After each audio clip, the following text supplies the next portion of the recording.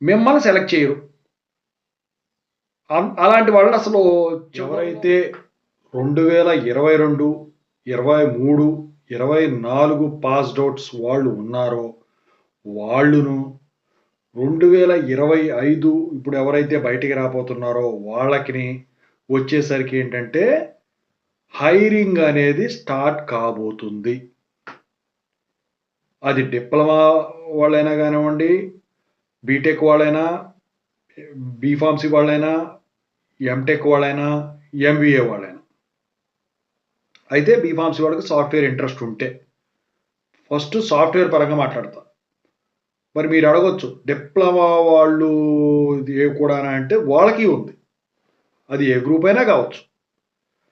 అయితే వీటి గురించి ఇప్పుడు చెప్పబోతున్నా. మీకు ఇంకేమైనా డౌట్స్ ఉంటే కాల్ మీ 4 ద్వారా ఖచ్చితంగా అయితే కాల్ చేయొచ్చు. ఇంతవరకు ఛానల్ సబ్స్క్రైబ్ చేసుకుంటే సబ్స్క్రైబ్ చేసుకుని వీడియోని లైక్ చేయండి, షేర్ చేయండి. ఇంకేమైనా డౌట్స్ ఉంటే కామెంట్ చేయండి. ఇక టాపిక్లో వెళితే ఈ మధ్యకాలంలో లాక్డౌన్ తర్వాత రిక్రూట్మెంట్ అనేది బాగా తగ్గిపోయింది. అయితే ఇప్పుడు పెద్ద పెద్ద కంపెనీస్ వచ్చేసరికి రిక్రూట్మెంట్ అనేది ప్లాన్ చేసినాయి. అయితే వాటికి కొన్ని ఎలిజిబిలిటీ రూల్స్ పెట్టుకున్నాయి. ఇంతకుముందు ఎలా ఉండేది, అందరికీ కాల్ వచ్చేది. కానీ ఇప్పుడు కొన్ని స్ట్రిక్ట్ రూల్స్ని ఇంప్లిమెంట్ చేయబోతున్నారు. సో అయితే వీళ్ళు ఫ్రెషర్స్ని క్యాంపస్ రిక్రూట్మెంట్ ద్వారా, అంటే ఆన్ క్యాంపస్ రిక్రూట్మెంట్ అంటారు, మీ కాలేజీలో వాళ్ళు వెళ్ళి వాళ్ళతో మాట్లాడి తీసుకొస్తారు. దాని ద్వారాను బయట ఆఫ్ క్యాంపస్ డ్రైవ్స్, అంటే వేరే కాలేజీల వాళ్ళు కూడా అక్కడికి వెళ్ళి అటెండ్ అయ్యే విధంగా కూడా ప్లాన్ చేస్తూ ఉన్నారు.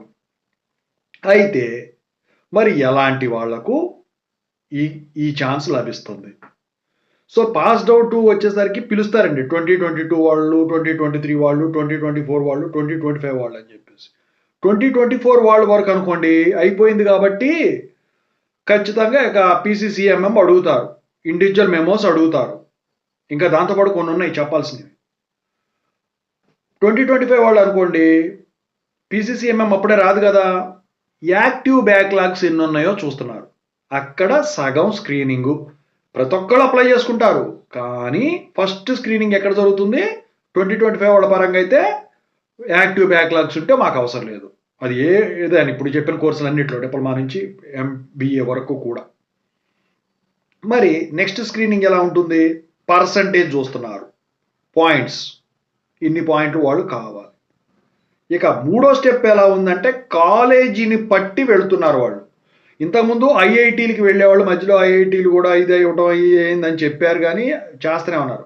కాలేజీకి బ్రాండ్ చూస్తున్నారు.